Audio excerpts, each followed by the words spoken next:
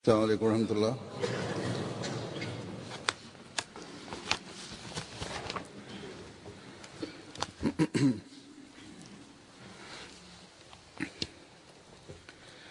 أشهد أن لا إله إلا الله وحده لا شريك له وأشهد أن محمدًا عبده ورسوله أما بعد فأعوذ بالله من الشيطان الرجيم بسم الله الرحمن الرحيم الحمد لله رب العالمين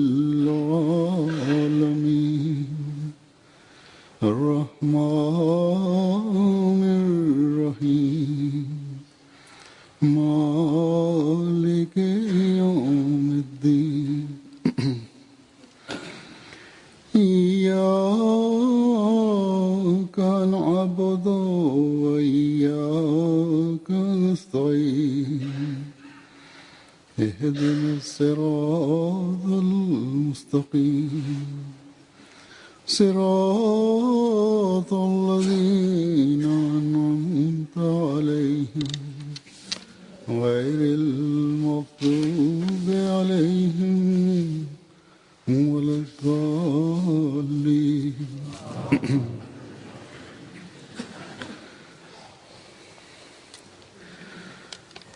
गुज़श्ता से पिछले जुमे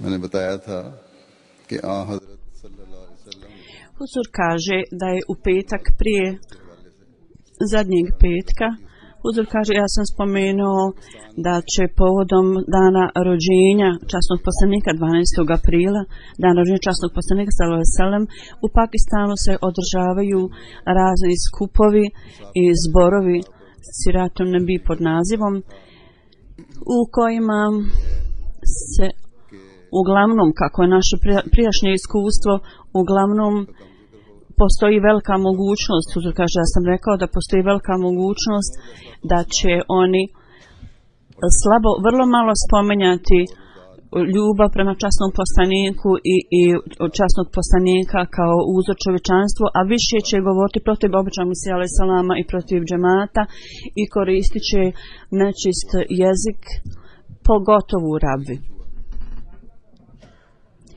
Tako u skladu sa ovim izvještajima koje sam primio, Huzur kaže, upravo ista stvar se i dogodila, ta stvar se i dogodila. Održavani su razni zborovi i skupovi i vrlo uvredljiv, nečist jezik je korišten, nečiste riječi su korištene. Oni imaju slobodu da rade sve, dok Ahmed i musliman čak ne smiju izgovoriti ime Allaha i časnog poslanika. U svakom slučaju ovo je posao ove loše uleme, da Allah dželešanu ima milosti prema ovom narodu, prema cijeloj naciji, da budu oslobođeni od kandži ove takozvane uleme, koji upotrebljavaju prljav jezik. Ovo je posao ove uleme i oni huškaju običan svijet i upotrebljavaju nečist jezik i da stvaraju neke zapreke na napredak naše džemata. Ovo ne može igrati nikakvu ulogu. Zapravo, naprotiv, svako suprotstavljanje džemat vodi dalje, džemat ka napretku, džemat dalje više napreduje. Danas Huzur kaže, ja želim da predstavim neka pisanja običnog Mesija alejhi selama, kroz koja možemo naći slavu i uzvišeni položaj časnog poslanika, možemo spoznati kakav je njegov visoki položaj bio i također ljubav i predanost časnog poslanika sallallahu alejhi ve sellem i ljubav i osjećaj, duboki osjećaj i naklonost i pokornost časnom običnom Mesiji prema časnom poslaniku sallallahu alejhi ve sellem. Ovo su protivnici koji upotrebljavaju ovaj uvredljiv jezik, a s druge strane je običan Mesija alejhi selam kako je predan on bio časnom poslaniku i kako je predano on opisivao slavu i uzvišen položaj časnog poslanika sallallahu alejhi ve sellem. Superiornost časnog poslanika sallallahu alejhi ve sellem i svih drugih poslanika opisujući to, Hazreti Mesih Maud alejhi selam kaže da je činjenica da stvarnost je da onaj koji je najviši od sviju je taj poslanik koji je najveći učitelj svih vremena. Kroz njegovo posredništvo ovaj svjetski red je reformisan, popravljen. I tevhid, Božja jedinstvenost je bio izgubljen i on je ponovo to utemeljio, Božje jedinstvo na svijetu. I sve lažne religije on je sve u smislu nadvladao sa argumentima i sve ove ateiste. I istinska sredstva spasa on je dao stvarni metod spasa kroz učenje časnog Kur'ana. I blagoslov i korist toga su, u tome je ovaj poslanik najviši od svih. I on nam je rekao i riječi Allahove riječi su svjedok tome da je Allah je časnom Kur'anu rekao da u njegovim očima prema ovom principu je zaista bio najviši od svih poslanika i on je Muhammed Mustafa sallallahu alejhi ve sellem, njegovo ime je Muhammed Mustafa. Iz Brahine Ahmedija je uzet ovaj isječak. Navod iz Brahine Ahmedije. Onda u pogledu časnog poslanika sallallahu alejhi ve sellem, u pogledu njegovog visokog morala i izvanrednosti, u pogledu toga Hazreti Mesih Maud alejhi selam kaže da Hazreti Musa, poslanik Musa, u pogledu strpljenja i podnošljivosti, on je bio iznad svih poslanika Izraela. I niti je mogao Isa alejhi selam, niti ko drugi mogao dostići položaj Hazret Musa. Dokazano iz Tevrata da strpljenje i ljubaznost i sažaljenje, u tome je on mnogo bolji i mnogo iznad svih poslanika Izraela mu Hazret Musa alejhi selam.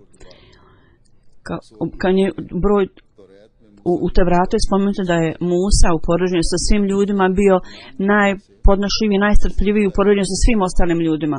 Allah dželešanuhu je hvalio ovo podnošenje i strpljenje i sažaljivost Hazret Musa.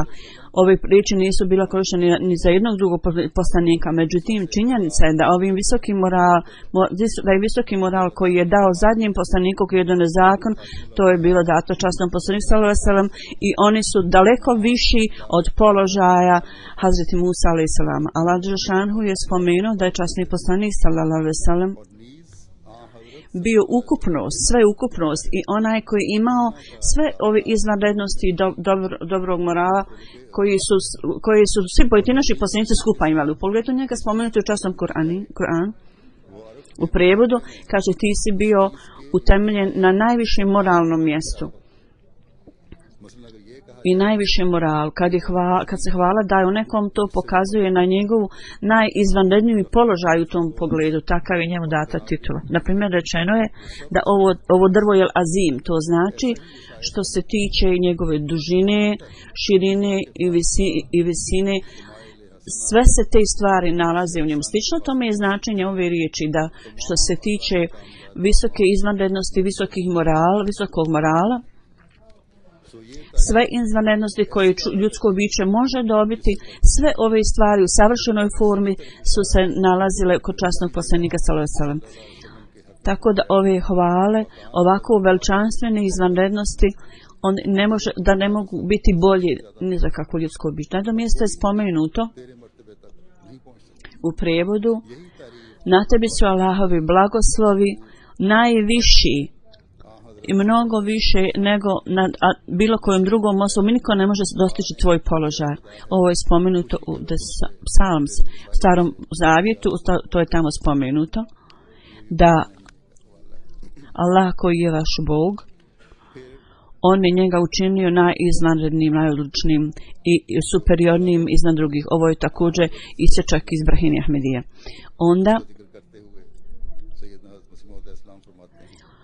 Onda svjetlo visoke izvanrednosti koja je njemu data, u vezi toga obučan veseli se nam spominje i kaže: to čisto svjetlo koje je dato čovjeku, to je savršenom čovjeku, koje se nije moglo naći ni kod meleka, ni u zvijezdama, ni u mjesecu, ni u suncu. Tako ono nije postojalo ni u planinama, ni u okeanima, niti se moglo naći u rubinima, niti drugim dragocjenim stvarima, niti bilo gdje u svijetu, ni u čemu drugim. Ono se samo moglo naći kod savršenog čovjeka i najbolji primjer toga je bio da je najviši primjer toga, najplemenitiji je naš učitelj, časni poslanik sallallahu alejhi ve sellem, koji je vođa svih poslanika i najizvanredniji. I to svjetlo je dato ovoj osobi, datoj osobi u skladu sa položajem, prema njihovom položaju i sposobnosti. Ovo svjetlo je također dato onim ljudima do neke mjere koji imaju istu vrstu postupanja i vladanja. Najveća manifestacija ovog položaja se moglo vidjeti kod našeg učitelja, kod našeg uputa, vođe i upućivača, nepismenog poslanika koji je bio Sadik i Amin. Ono se nalazi u časnom kod časnog poslanika, kao što je Allah lično spomenuo u časnom Kur'anu.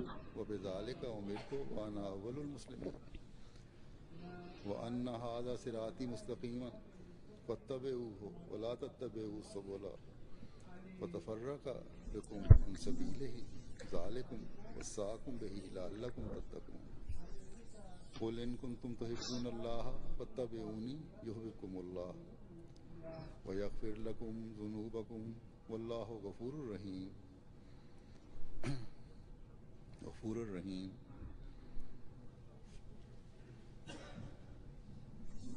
فقل أسلمت وجهي لله وأمرت أن أسلم لرب العالمين. यानी उनको कह दे कि मेरी नमाज और मेरी परस्तिश में जिद्दोजहद और मेरी कुर्बानियाँ. U prevodu ovaj ajet kaže: reci im, moj ibadet i moja žrtva i moj život i moja smrt, sve je radi Allaha, sve je za Allaha i na njegovom putu. Da Allah dželešanu, koji je gospodar svemira, niko nema ravan njemu. Meni je naređeno da sam ja najizvanredniji od svih muslimana vjernika i nema nikoga ko je sličan meni, ko ima toliko predanosti Allahu dželešanu da može svo oslanjanje i povjerenje da postaviti u Allah. Ovi ne znali se ljudi, oni koji vjeruju da svo povjerenje, svo oslanjanje, da je značenje toga da Allah dželešanu je povjerio svu odgovornost ljudima i njihove dužnosti koje su date, dodijeljen časnom poslaniku u pogledu njihovog obavljanja, da je on otišao do najviše tačke u tom pridržavanju toga. I neuki ljudi ovo odbijaju. Ovi koji vjeruju da izvanrednost svih poslanika nije u potpunosti utemeljena u poređenju s drugim poslanicima. I najslabije vrste hadisa oni navode i kažu da je časnik poslanik sallallahu alejhi ve sellem rekao: nemojte mi davati prednost nad Junuzom. Ovi neuki ljudi ne znaju da li ovaj hadis ispravan ili ne. Čak ako vjerujem da jeste ispravan, to je samo zbog njegove skromnosti i poniznosti časnog poslanika, koja je uvijek bila njegova navika da se ponaša u tom smislu. I sve je rečeno u prikladnoj prilici. Ako je osoba bogobojazna ispravna i ako on napiše: ja sam najponizniji sluga Allahov, i zaključiti istoga da ova osoba je najgrešnija osoba od svih ljudi zato što je on najponizniji od svih ljudi.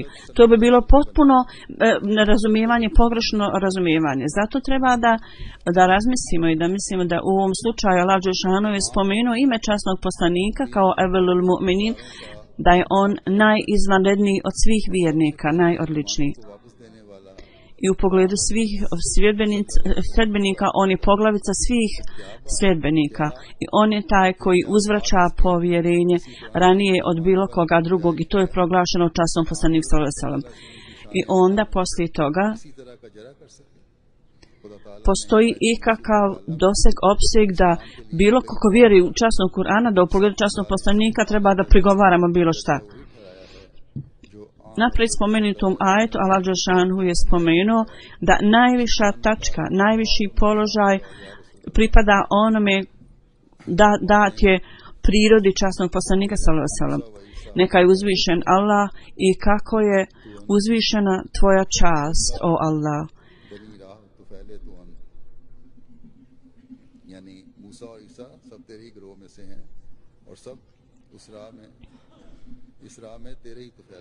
U prijevodu kaže Musa i Isa, oni su iz tvoje grupe i u ovom dijelu oni su zbog tebe. Allah kaže časnom poslaniku, časnom poslaniku.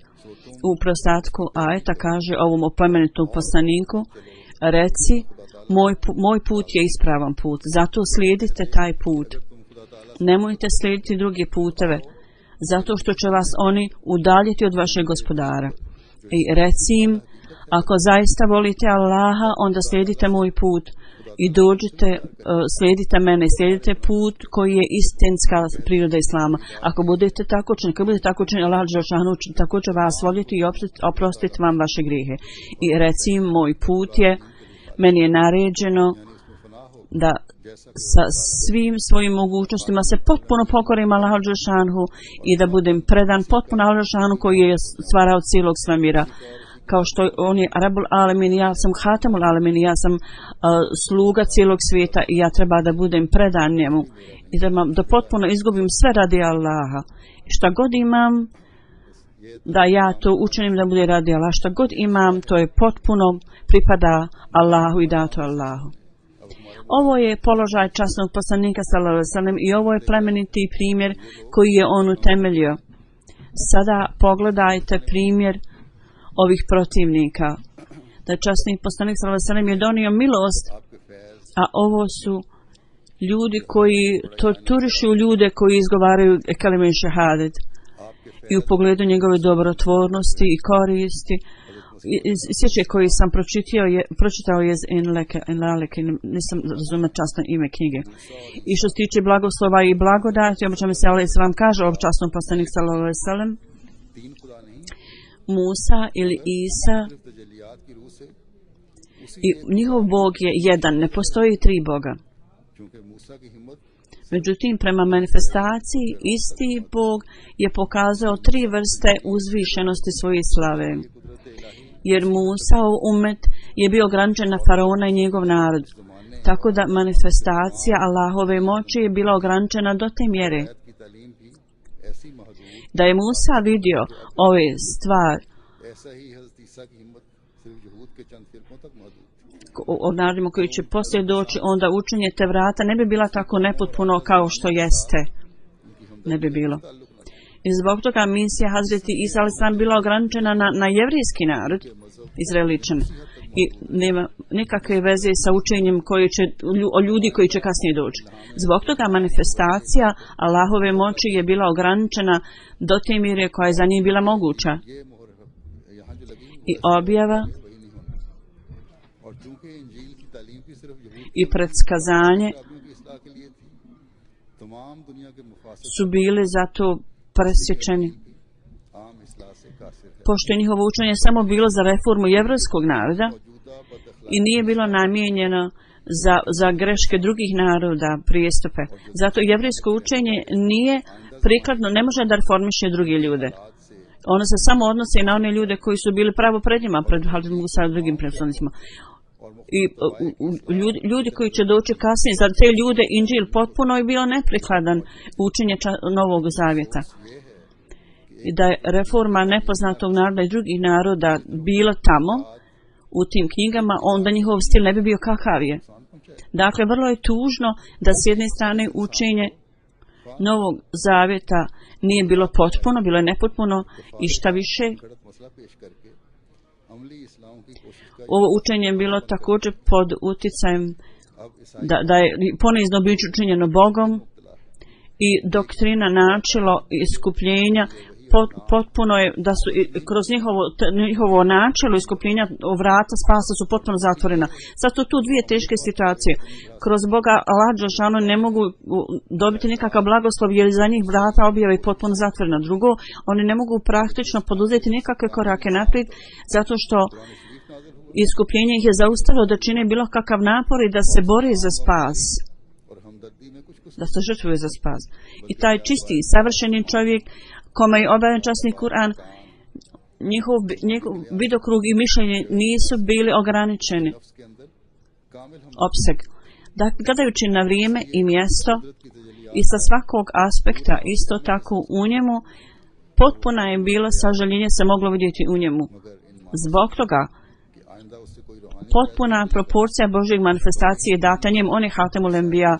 Međutim, ne u smislu da od njega više nikako u buduće niko ne može dobiti nikakvu dobrotvornost kod on, nego je on Hatem u značenju da bez njegovog pečata ovlaštenja ne može niko dobiti nikakav blagoslov. I za ljude iz njegovog umeta, objave i vrata, predskazanja nikada se neće zatvoriti za njegove sljedbenike.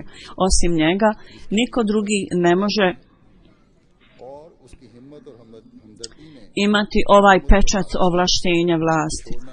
Za osobu koja će dobiti bilo kakav blagoslov, neophodno je za tu osobu da bude sljedbenik časnog poslanika sallallahu alejhi ve sellem. I Allah dželešanu nije mu bilo drago da ovi sljedbenici budu u defektnoj situaciji. Ova vrata objave koja su vrata istinskog shvatanja, on ih nije ostavio zatvorenim, zapravo s ciljem da utemelji tačku konačnosti svog poslanstva. Allah se učinio da svi ovi blagoslovi i blagodati budu kroz slijeđenje objavi časnog poslanika sallallahu alejhi ve sellem. Allah dželešanu je kroz ovo značenje njega proglasio Hatemul Enbiya, konačni poslanik, i ova stvar je utvrđena i utemeljena za vječnost.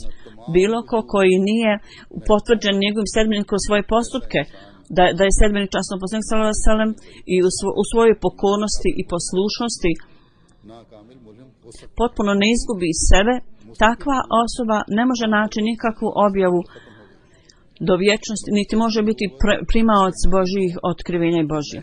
Jer stalno poslanstvo sada se završilo sa časnim poslanikom, međutim početni poslanik, dakle samo da dobije objavu zbog blagoslova časnog poslanika sallallahu alejhi ve sellem, je moguće tako da vrata spasa ljudi ne budu zatvorena i da ovi znakovi ne budu uklonjeni sa svijeta. Ne mogu biti uklonjeni. Ovo je nešto, položaj časnog poslanika je jedinstven i vrata Allahovi objave će i blagodat uvijek ostati otvoren. Istinsko shvatanje Allah dželešanu, što je stvarno mjerilo spasa, da ne budu zatvorena. On nama govori da poslije časnog poslanika doći će poslanik koji neće, oni vjeruju da neće biti od njegovog umeta, neće biti njegov sljedbenik. Ovo je isječak iz Hakikatul Mehdi. Hadikatul Mehdi. U pogledu obuke časnog poslanika sallallahu alejhi ve sellem, napredak kakav su njegove ashabi napravili, Mesija alejhi selam o tome kaže da je časni poslanik sallallahu alejhi ve sellem u srcima ashaba tako je prouzrokovao tako uzbuđenost i nemir iz ljubavi prema Allahu dželešanu, u smislu ljubavi. Usadio im je ljubav prema uzvišenom Allahu. Oni su bili takvi da su svoje živote nudili kao koze ili ovce. Postoji li bilo ko da može pokazati bilo kakav primjer ovakvih atributa? Ovo čemu se daje primjer Hazreti Musa, mi nismo mogli vidjeti takav primjer kod njegovih sljedbenika. Pogledajte primjer kod sljedbenika Hazreti Isa alejhi selam. Svi njegovi učenici su u vrijeme njegovog suđenja, svi su se razbili, niko nije pokazao čvrstinu i nisu bili ustrajni i čvrsti. Oni su bili savladani kukavičlukom, preuzeti. A ashabi našeg poslanika pod sjenom njegovom, oni su pokazali takvu čvrstinu i da su bili spremni da dadnu svoje živote. Kad proučavamo njihovu istoriju, jednostavno nam suze teku iz očiju. Šta je bila ta stvar da je ovako predanost i čvrstina njima data? Koja je to bila ruka koja je dovela do ovakve velike promjene u njima? Ili među narodima neznanja, bili su ovo svjetski ljudi i ne postoji nikakav grijeh ili slabost koju oni nisu pokazali. A mi vidimo da poslije sljedećeg poslanika oni su bili toliko vezani za Hadžašanu kao da žive uz Allahu toliko volju. Ja uistinu kažem, o čemu se kaže, ovo je zaista zbog pažnje časnog poslanika i njegove ljubavi i njegove čistine, to je učinilo da ih izvede iz nečistog života u čisti život. Ovi ljudi koji su u trupama ulazili u vjeru, u grupama, to nije sabljom, nego je to bilo postignuto predanim ibadetom časnog poslanika 13 godina u toku svog boravka u Meki. I cijela Meka je svjedok da je u srcu ove osobe tolika uzbuđenost i ljubav prema Allahovom jedinstvu, da je cijeli svijet ispunjen time. Allah nije potrebe za svim, ni za kakvim ovim stvarima. Allah nije briga su ljudi upućeni ili nisu. Ovo svjetlo upute koje se moglo vidjeti u Arabijskom poluostrvu, to je rezultat agonije i uznemirenosti u srcu časnog poslanika sallallahu i rezultat dova i ibadeta koji su došli od njega, iz njegovog srca. I on kaže, svaka nacija, svaki narod potpuno su bili daleko od Božijeg jedinstva. Međutim, ova planina Božijeg jedinstva nastavio je da poučava islamu i samo nastavljanje poučavanja islamu omogućava da se ponovo osnuje Božje jedinstvo.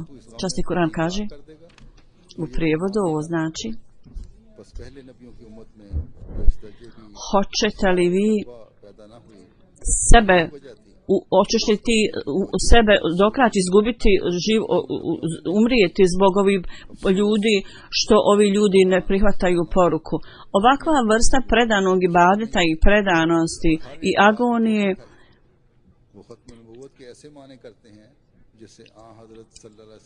je bila kod časnog poslanika. Žalosno je da muslimane prepoznaju i ne priznaju ovog uzvišenog poslanika. Oni daju značenje hatma nebuvetu koji je zapravo protiv njega, a nije u njegovu prilog. I čista ličnost osoba časnog poslanika sallallahu alejhi ve sellem prema njima izgleda kao da časni poslanik imao nikakve moći da je očisti ove ljude. Ove ljudi praktično svojom praksom pokazuju ovo. Kao da je on samo došao da poučava ispravnim šerijatom. Da Allah Đelešanu pouči ove ljude. Allah Đelešanu poučava nas ovom ajetu da ovaj umet nije trebao da dobije blagoslov ovog prethodnog umeta, onda ne bi bio poučen ovo iz pisanja obećanog Mesije.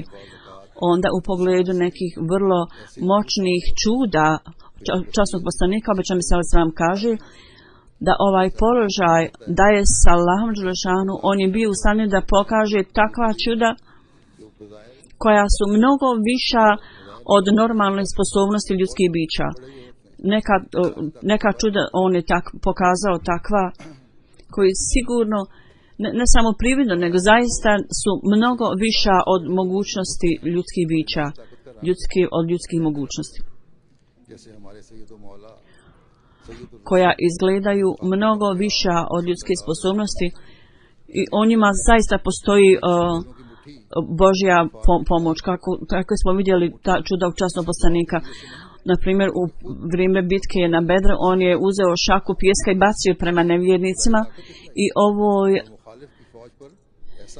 nije bilo kroz dove, nego kroz njegovu pročišćenu moć. On je to učinio i rezultat je bio da je toliko to ostavilo dojam na nevjernike, da svaki od njih je bio,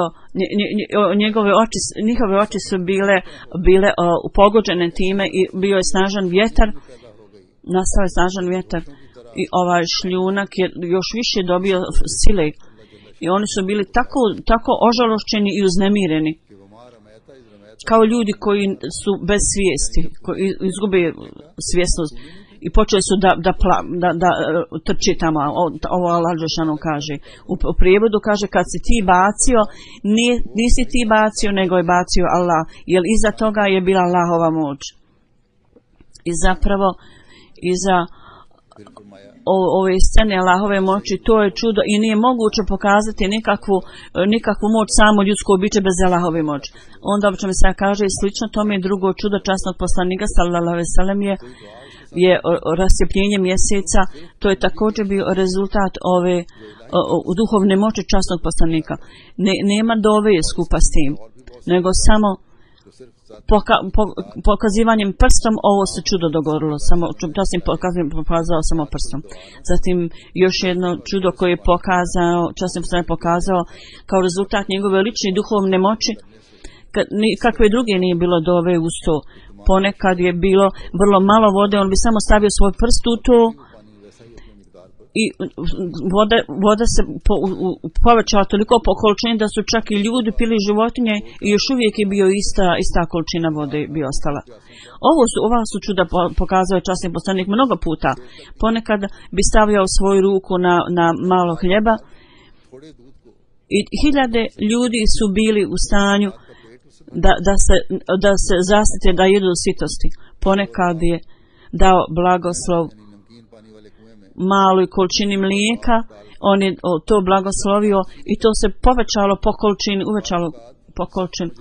Ponekad neko slano jelo, on bi stavio svoj ili prst ili nešto u to i to bi nastalo vrlo slatko ukusno jelo, puno šećera.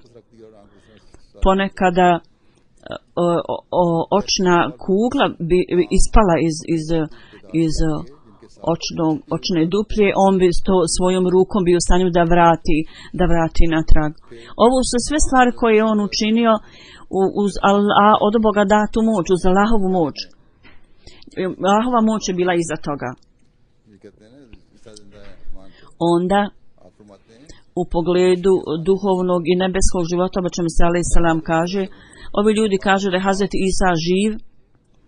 Obećano Mesija alejhi selam kaže stvarno nebesko svjetlo je časnih poslanik sallallahu alejhi ve sellem. Ova stvar je utemeljena i utvrđena od svih svetih knjiga da poslanici bogobojazni ljudi imaju drugi život poslije smrti, njima je dat novi život koji nije dat običnim ljudima. Slično tome ovaj hadis također se poziva na ovu tačku da časni poslanik kaže Allah dželešanuhu neće dati da tamo ostanem kao mrtvac, zapravo će mi dati život, uzet će me k sebi. Objašnjavajući ovo, on kaže, stvarno značenje ovog hadisa je da Allah dželešanuhu je učinio da je moja čast viša, da Allah dželešanuhu neće me čuvati mrtvom osobom u grobu. Ovo je navod koji sam ranije da Huzur kaže, moja čast je takva stvar da će me Allah dželešanuhu moje mrtvo tijelo bude tamo, ja ću dobiti duhovni novi život i bit ću uzdignut. Nijedan musliman, međutim, ne kaže da je on tamo živ u svom tijelu. Hazret Mesih Maud alejhi selam kaže, naš učitelj i naš vođa,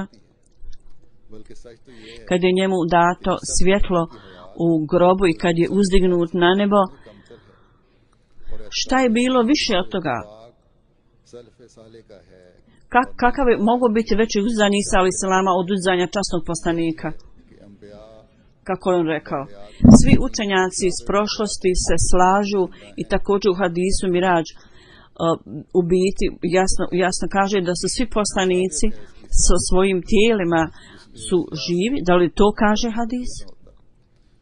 Da su živi u tijelu? Postoji sličnost u ovom pogledu. Ne praktično.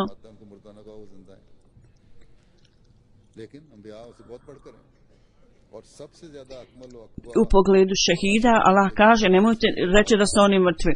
Poslanici su još viši nego šehidi. I onaj koji je najizvanredniji i najviši je život časnog poslanika sallallahu alejhi ve sellem i svjetlo njegovo. I obećano se kaže neka moja duša bude iz žrtvovanja za njegovu dušu. Isa alejhi selam je samo na drugom nebu i njegov rođak i vođa Hazreti Jahja, on je živ sa njim. a naš učitelj, časni poslanik sallallahu alejhi ve sellem, je na najvišem stepenu dženneta i ne postoji nikakav viši položaj od toga. On je tamo živ. I Sidratul Muntaha Rafike Allah.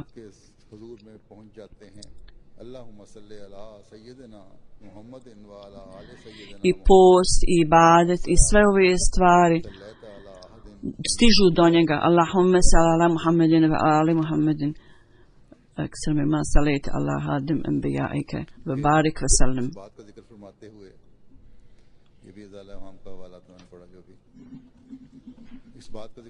Onda spominjući ovu stvar, također iz Aleham, on spominje također ovu tačku, da mi smo spoznali Allaha dželešanu kroz časnog poslanika, sallallahu alejhi ve sellem, obično mi se tako kaže, da taj moćni i uzvišeni Allah svaki dio našeg tijela se pred njim klanja i pada na seždu pred njim i svaki dijelić stvaranja svemira sa svim svojim sposobnostima se pokoravaju njemu i zbog njega sve drugo postoji i ništa ne postoji što je izvan njegove kontrole ili njegove moći stvaranja. Neka su hiljade za hiljadama salavata na časnog poslanika sallallahu alejhi ve sellem. Kroz njega mi smo spoznali tu istinskog Boga, živog Boga, koji govori i koji daje dokaz svog postojanja. I on pokazuje ove znakove o sebi. I on pokazuje prelijepo lice Allahovo. Mi smo pronašli tog poslanika koji nas je zapravo sposobio da spoznamo Allaha dželešanu i mi smo spoznali tog Boga čije moći, čija je sve moć stvorila sve. I kako je velika uzvišenost Allahova moć, ništa nije nastalo bez njegove pomoći i ništa ne može preživjeti bez njegove pomoći. On je taj istinski Bog, pun blagoslova i pun svih moći i pun svih ljepota i sve dobrotvornosti. Nema Boga osim njega. Onda Hazreti Mesih Maud alejhi salam kaže, što god sam ja pronašao, sve je to zbog blagoslova časnog poslanika sallallahu alejhi ve sellem. Vi ljudi kažete da ja sam umanjio njegov položaj. Međutim, ja što god sam ja pronašao, to je zbog časnog poslanika. Ovo je isječak iz jedne knjige. Ja sam pročitao urdu prijevod. Imam sam kaže. Ovo je tvrdnja Allaha dželešanu. Zato ga ja hvalim, ovo čemu se ja kaže, i ja prizivam salam i blagoslove na ovog arapskog poslanika i sve je zbog njega. On je taj koji je meni omogućio dodatne stvari i on je taj koji raste i on je najbolji od svih.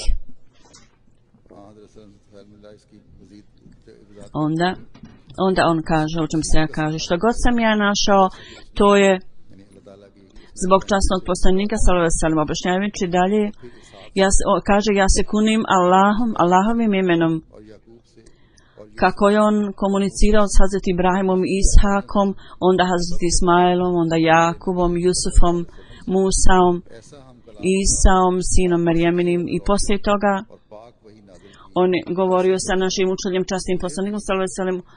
On je sa njim govorio na takav način da su njemu date najizvanrednije, najbriljantnije objave. Slično tome on je također meni dao čast, obećano bi se ja kaže, objave. Međutim, ova izvanrednost meni je data samo zbog toga što sam ja u toliko imeli slijede časnog poslanika sallallahu alejhi ve sellem, da ja nisam bio od umeta časnog poslanika sallallahu alejhi ve sellem, da ja nisam njega slijedio, čak da su moji postupci bili kao planine u svijetu, ja ne bih primio ovakvu čast da dobijem objave i komunikaciju sa Allahom dželešanu. I ova čast koja je meni data, obično se ja kaže, to je sve samo zbog časnog poslanika, sljeđenja njega. Jer svi poslanstvo poslije časnog poslanika su zatvoreni, nikakav šerijat ne može više doći. Onaj koji je bez šerijata može doći, ali mora biti od sebenik od časnog poslanika sallallahu alejhi ve sellem.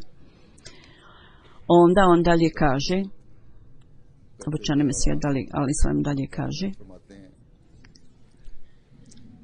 opisujući hvale Allaha dželešanu I u pogledu časnog poslanika sallallahu alejhi ve sellem on kaže: O moj Allahu, hiljade i hiljade hvala neka je tebi, ti si nam pokazao puteve prepoznavanja, ti si nam objavio knjigu i ti si nas spasio od pogrešnog mišljenja, razmišljanja. I časni poslanik sallallahu alejhi ve sellem i kroz njegove istinsko slijeđenje, kroz njega ti si uputio cijeli svijet, da onaj koji je murabbi i koji je sve ljude doveo na ispravan put i onaj koji je pun sažaljenja i ljubaznosti, koji učini da ga ljudi slijede, ta osoba širi svjetlo, ta osoba je koja je raširila svjetlo i Božje jedinstvo u svijetu i taj veliki izlječivač i lijek i doktor koji je izliječio ljude od svih bolesti duhovnih i taj plemeniti čovjek i pun plemenitosti koji je dao vodu života ljudima, koji je patio zbog ljudi i pokazao za njih dobrotvornost i taj vitez i junak koji nas je izveo iz kandži smrti i taj skromni čovjek koji je potpuno sebe pokorio Allahu i pokazao svaku skromnost pred Allahom, poniznost. To je bio onaj koji je volio Allahovu slavu i potpuno bio odsječen od svega drugog osim od Allaha. On je bio nepismen, međutim bio je imao je takvo znanje da je pokazao greške drugih i svaki narod je pokazivao je greške koje su mu donešene i on je svakom narodu pokazao greške koje imaju po Allahovim naredbama. Da nas Allah sposobi da uvijek prizivamo Allahove blagoslove na časnog poslanika, da učimo što više salavata na časnog poslanika, da uvijek učimo salavat. Bez toga ljubav i visoki standard se ne mogu biti ispuniti. Koji je musliman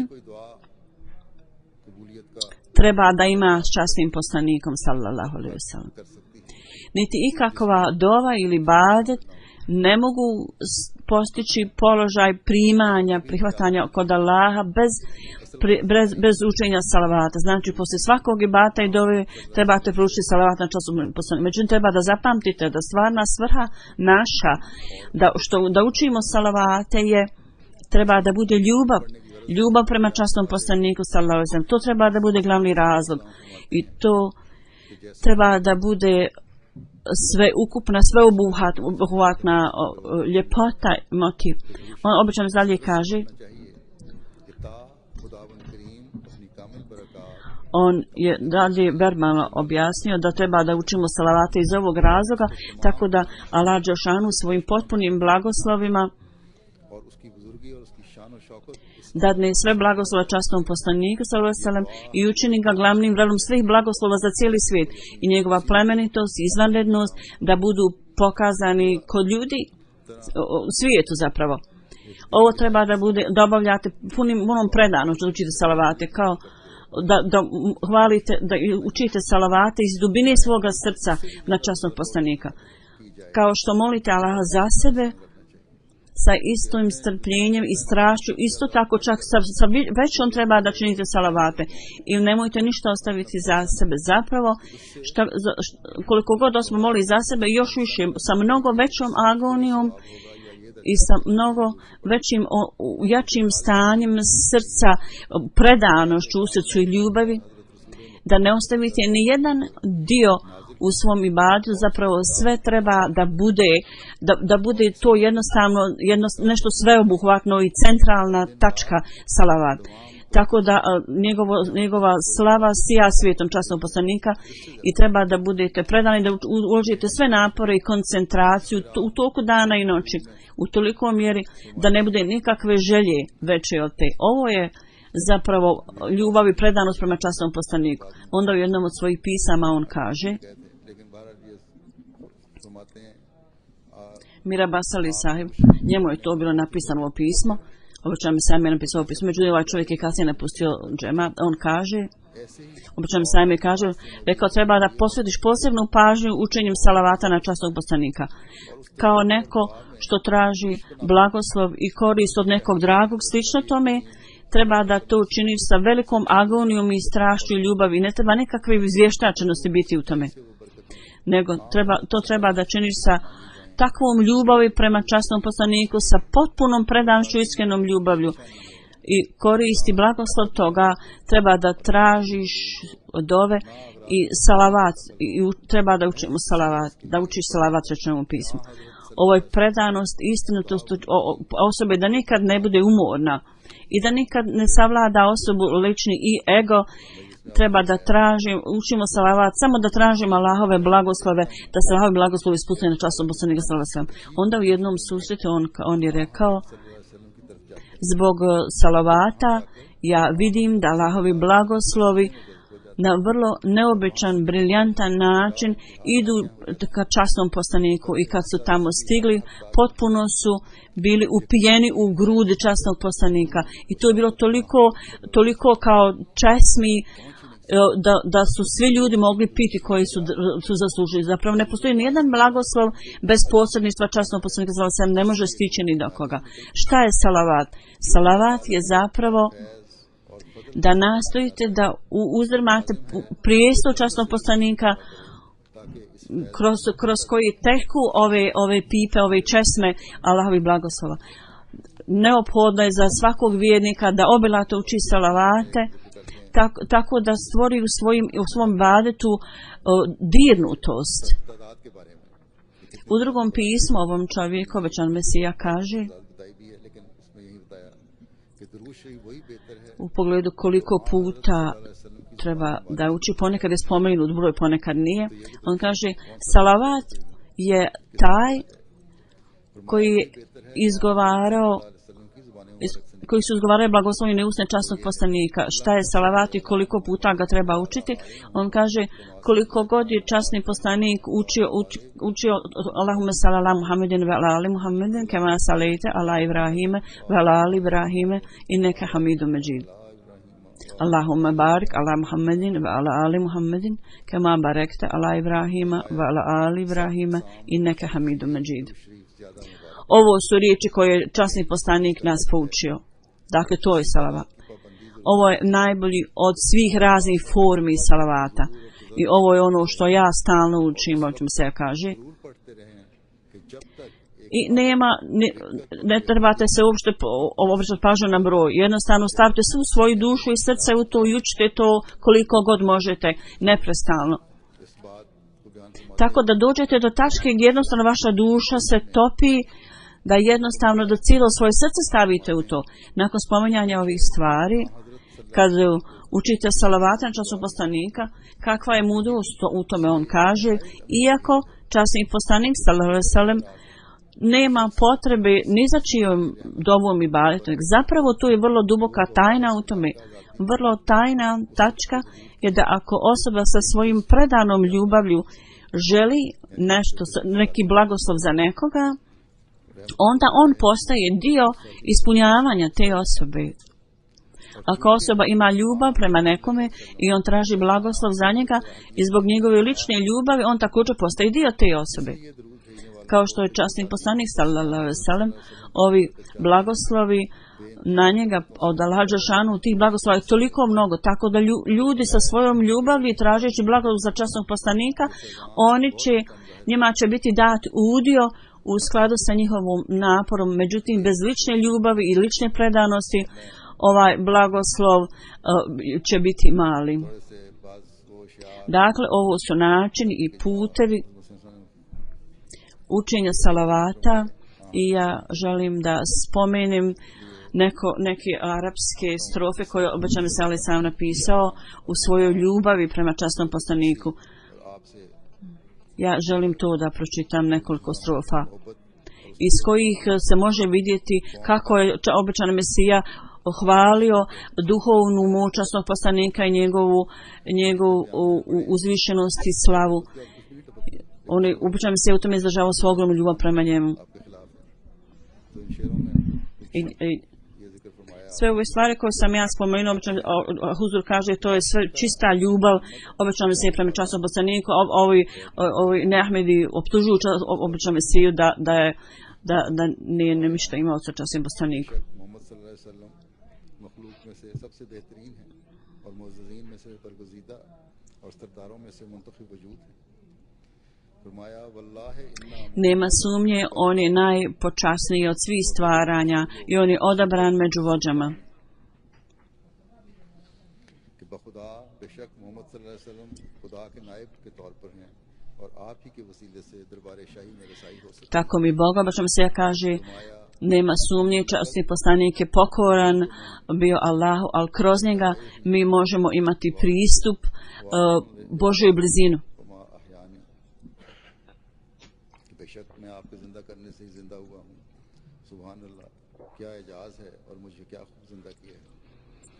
Nema sumnje, kroz njegovo oživljavajući mene, ja sam bio oživljen i došao sam u život. Kako je veličanstveno oživljavanje i vraćanje u život. एक फारिग आज़ान कि ए मेरे आका, मैं आपके दरवाजे पर मजलूम व फरियादी बनकर आया हूँ। O moj učitelju, ja sam došao na tvoja vrata मुझे काफिर कहकर दुख दिया sa molbom zbog tlačenja ljudi. या सैयदी अना आकर Kad su me ljudi patili i mučili i proglasili me nevjernikom. मैं एक हकीर तरीन गुलाम हूँ जिसमें यतीरो इलैका मिन शौकिन अला या लैता कानत कुव्वत। Ti si pogledao na mene sa ljubaznošću i sa žaljenjem, jer ja sam najponizniji tvoj rob. ये चंद नमूने मैंने पेश किए। Moje tijelo कौम का दुख का भी जिक्र आ गया। leti tebi. I अल्लाह ताला kako ja želim, kad bih mogao da letim prema tebi. Huzur kaže, ja sam spomenuo ovih nekoliko strofa, a također s druge strane ponašanje naših protivnika da nas Allah sposobi da razumijemo istinski način, istinski smisao ovog uzvišenog položaja i da postupamo u skladu s tim. I na kraju ponovo ja želim da tražim dove. Svi ovi ljudi, oni mogu reći šta god hoće da nam kažu i šta god misle. Većina njih zbog neznanja i zbog straha od svoje uleme, हमारे आका व मुता oni se suprotstavljaju našem džematu. Međutim, pošto ovi ljudi kažu, हमें दुआ करनी pošto oni pripisuju sebe našem učitelju, našem vođi, sallallahu alejhi ve sellem, zbog toga, का शिकार है। imajući u vidu njihovo vrlo loše stanje, mi treba da molimo Allaha da ih Allah osposobi da izađu iz toga. Većina muslimanskih zemalja su sada pod kušnjom i teškoćama इनके सियासतदानों i ove velike moći u svijetu su dovele ove zemlje do uništenja, da im Allah pomogne i da izađu iz toga. A političari i vođe, da im Allah dželšanhu dadne strah od Allaha njihovim vođama i da stvori u njihovim srcama to, i također narodu da Allah dželšanhu रंग में इजहार करके dadne da slijedjenjem svojih vođa अल्लाह ताला इनको da ne izražavaju pogrešnu ljubav prema svojoj zemlji kao što sada čine, zapravo time čine štetu svojoj zemlji. Da ih Allah dželšanhu osposobi, da im dadne mudrost i da imaju ljubav i da ih Allah osposobi da svoju ljubav izražavaju na pravilan način prema svojoj zemlji. Da to bude korisno. Inače, strašno je stanje sada prisutno i desit će se još strašnije, i ovo malo slobode koje im je dato, ako se sadašnje stanje nastavi, onda u nekim zemljama to možda se završi potpunom potčinjenošću, potpunim ropstvom. I jako je potrebno činiti i baditi dove u ovo doba. Ove pogrešne organizacije koji su osnovane u ime Islama, उम्मत को छुटकारा दिलवाए। one kaljaju ime Islama, kleveću ime Islama, ime i časnog poslanika, da Allah dželšanuhu izbavi ummet od ovih ljudi i izbavi cijeli svijet. I oni su postali svijet, pretnja cijelom svijetu. Jer ovi ljudi, oni kaljaju prelijepo lice Islama. I napori koje džemat Ahmedija čini, oni su za ovu svrhu da prelijepo učenje Islama bude prikazano svijetu. Međutim, s jedne strane mi činimo napore u tom smislu, međutim, s druge strane ovo postupanje ovih ljudi dolazi u prvu ispred i sve ukaljuju da nas Allah oslobodi također ovih ljudi. da nas Allah dželešanu osposobi जुमे के बाद नमाजों के बाद da uvećamo svoju predanost i da nas osposobi da ispunimo svoje obaveze i dužnosti. Poslije džume i namaza ja ću klanjati 2 dženaze. Jedna dženaza je za koja je tijelo je prisutno ovdje. Sanullah sahib iz Karačija. Cancer की आर्जी की वजह से वफात पा On je bio u Velikoj Britaniji odnedavno. 19. januara. On je imao 57 godina zbog raka i na lillahi wa inna ilaihi rađen. Zbog raka. On je bio Hazret Ahmedi sahibov sin, otac moj ili djed bili ashaba džanu selam. On je bio vrlo ljubazan, sažaljiv i ustrajan. Također je dao prednost religiji nad svijetom. Vrlo je bio predana osoba. Izuzetno predan u služenju svojim prema roditeljima, prema porodici i djeci. Nikada nije pokazao nikakvu grubost. I kad god se dogodila neka greška, on je nastoji da to popravi, da Allah ima milosti prema njemu i također da pazi na njegovu djecu koja su u Pakistanu, da ih Allah zaštiti i pazi. और 3-4 साइलम के लिए आए थे 3-4 साल पहले इनका केस पास हुआ था Nekoliko 10 ili 15 godina on je bio ovdje u Velikoj Britaniji शोभा जदाद में i 3 ili 4 godine on je dobio azil. Bio je u odjeljenju za imetak i učestvovao u gradnji džamije, imao je priliku da služi u toj službi. दूसरा जनाजा गायब है Iza sebe je ostavio ženu, sina इकरमा Najmi i kćeri. बड़े भाई थे इनको 10 साल Ala Neđmi sahib, पहले उन्हें जिगर का कैंसर हुआ था koji je najstariji brat Akram sahiba. माँ के मेहमान हैं लेकिन अल्लाह ताला की खुद से Prije 10 godina on imao rak na jetri. Doktor su rekli da će preživjeti samo nekoliko mjeseci, međutim, Allahovom milošću on je živio 10 godina. वापस आई 9. decembra je umro. Tog dana on je bio sam kod kuće. Njegova starija kćerka se vratila iz škole. On je rekao, pusti me samog, ja hoću da klanjam. I kad je to došao, on je rekao, on je legao poslije namaza na krevet i umro. Inna lillahi wa inna ilaihi rađun. खिलाफत के फिदाई और जमाती काम On je bio vrlo predan i pobožna osoba. On je bio iz Palestine. Bio je predan halifatu i वारों मुबाशर को učestvovao je obilno u aktivnostima džemata i razni Arapi su napisali pismo o njemu. On je započeo arapski program Al-Havaru Mubashir.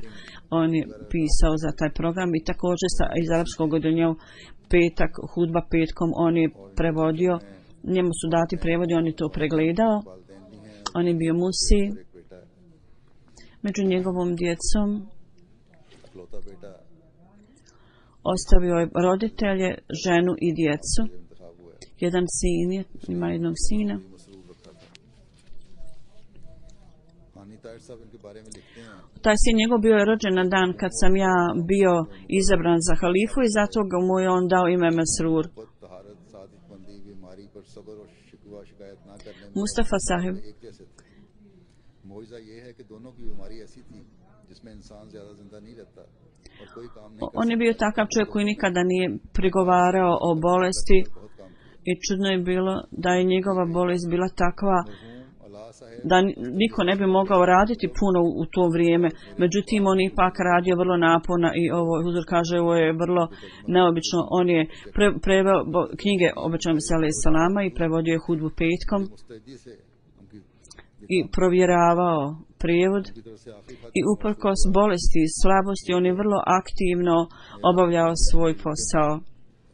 Zadnje pismo koje sam ja primio od njega, Huzur kaže, u tom pismu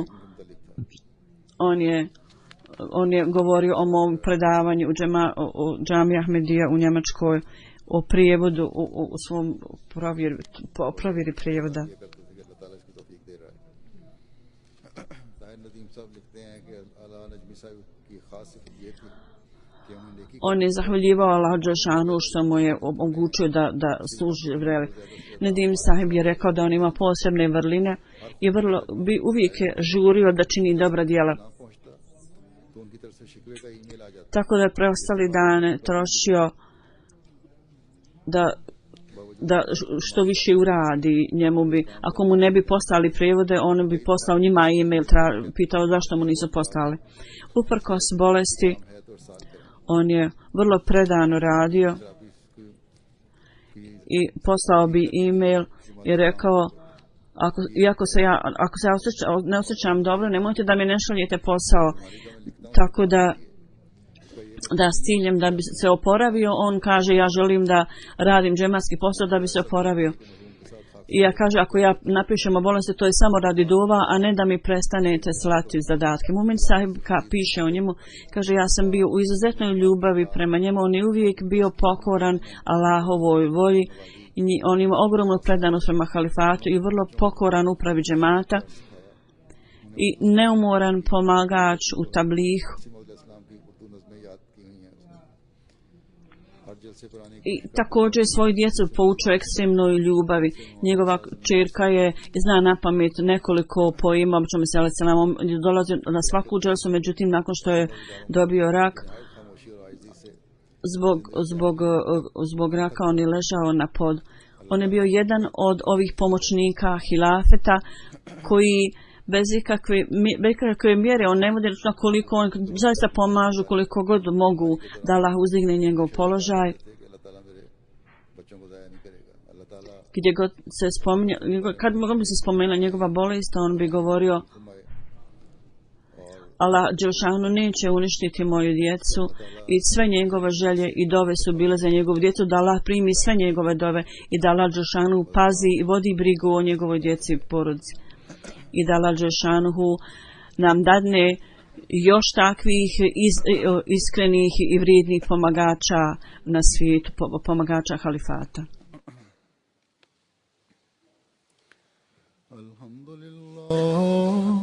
Alhamdulillah, nahmaduhu wa nasta'inuhu wa nastaghfiruhu wa nu'minu bihi wa natawakkalu alayhi